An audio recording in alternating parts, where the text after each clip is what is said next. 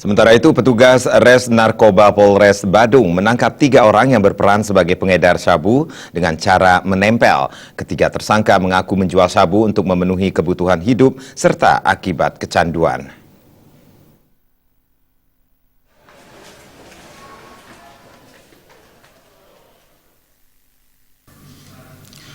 Petugas Satuan Res Narkoba Polres Badung awalnya meringkus tersangka IS di Jalan Kargo Permeden Pasar. Petugas yang membuntuti tersangka langsung meringkusnya di depan sebuah perumahan. Dari penggeledahan ditemukan 1 paket sabu yang disembunyikan pada bungkus permen. Selanjutnya polisi menangkap tersangka Made AR alias Gendut asal Buleleng. Pria yang tidak memiliki pekerjaan tersebut ditangkap di Jalan Mahendra Data dengan 1 paket sabu di dalam tas pinggangnya. Selanjutnya, polisi melakukan penggeledahan di rumah kontrakan tersangka di Jalan Gunung Agung dan menemukan kembali 6 paket sabu yang disimpan di kotak permen dalam celananya.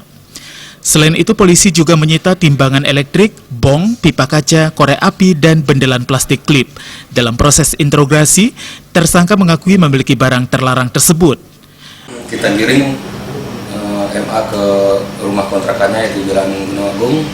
Jadi saat akan masuk ke rumahnya, kita curiga bahwa tersangka masih menyimpan sesuatu di dalam celananya. Kita buka, ternyata tersangka menyimpan 1 kotak permen. Setelah kita buka, berisi 6 paket sabu. Sementara itu, polisi meringkus juga seorang petugas keamanan berinisial Putu ES alias Lebon yang tinggal di lingkungan Ume Gunung Mengui, Badung. Dari pria tersebut disita 1 paket sabu saat melintas di Jalan Sempidi. Kita amankan di Jalan Raya Sempidi.